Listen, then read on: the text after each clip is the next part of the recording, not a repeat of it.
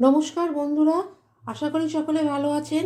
আজকে বানাবো মেটের তরকারি, যা রুটি রুটি দিয়ে। এর জন্য লাগবে একটু আলু দিয়েছি অল্প করে, লঙ্কা, আদা, পেঁয়াজ, রসুন এবং টমেটো। এবং এগুলো আমাকে পেস্ট করব না, এগুলো এরকম কুচি কুচি থাকলেই কুচি করে কাটতে হবে, তবেই ভালো লাগবে, মুখে পড়বে। দেখতে থাকুন স্কিপ না করে প্রথম থেকে শেষ অবধি। এবং রেসিপিটি যদি ভালো লাগে লাইক করে দেবেন, শেয়ার করে দেবেন। প্রথমে আমি আলুগুলো ভেজে নেব। আলুগুলো যখন ভাজা হবে অল্প একটু নুন আর হলুদ আমি দিয়ে দেবো, ওকে তুলে নিচ্ছি। এর মধ্যে আমি দেব প্রথমে অল্প করে রসুন, যেমন পরিমাণ মেটে পরিমাণ থাকবে সেই হিসাবে দিতে হবে। আমি এখানে 3-4 কোয়া দিয়েছি। রসুনগুলো ভাজা ভাজা হয়ে গেলে হবে না, লাল লাল করে ভাজা হলে আমি পেঁয়াজগুলো খুব ছোটো ছোটো কুচি করে দিয়েছি। ছোটো এবার দেব আদাটাকে আমি গ্রেট করে নিয়েছি। এবার দেব লঙ্কা। এবার আমি দেব মেটের টুকরো, এটা দিয়ে একটু ফ্রাই হবে।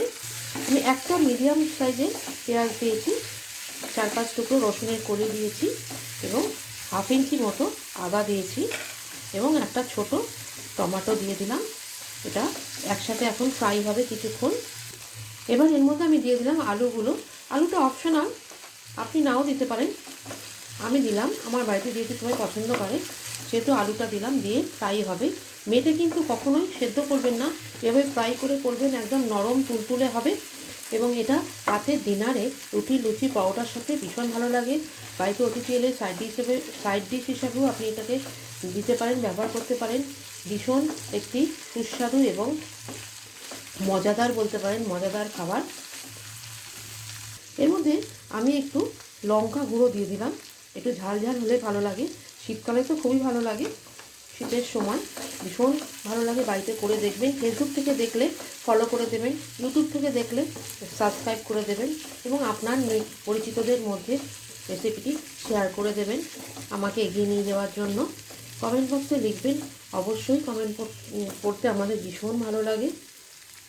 এবারে আমি একটু অল্প করে জল দিয়ে দেবো, গরম জল, অবশ্যই গরম জল। একটু রেসিপিটি আমার তৈরি হয়ে গেছে। এটি জলো জলো হয় না, একটু সেদ্ধ করার জন্য জল দিতে হয়, কিন্তু এটা ড্রাই হবে। এটা আমার রেডি টু সার্ভ। রেসিপিটি আমার তৈরি হয়ে গেছে। এর উপরে আমি একটু পেঁয়াজ পাতা ছড়িয়ে দিলাম এবং ড্রেসিং করে দিলাম পেঁয়াজ দিয়ে। কাঁচা পেঁয়াজ খেতে তো যথেষ্ট ভালো লাগে এবং কাঁচা লঙ্কা দিয়ে ড্রেসিং করে দিলাম। রুটি পরোটা ভাত রুটির সাথে ভীষণই ভালো যায়। আপনারাও বানাবেন। ভালো থাকবেন, সুস্থ থাকবেন। নমস্কার।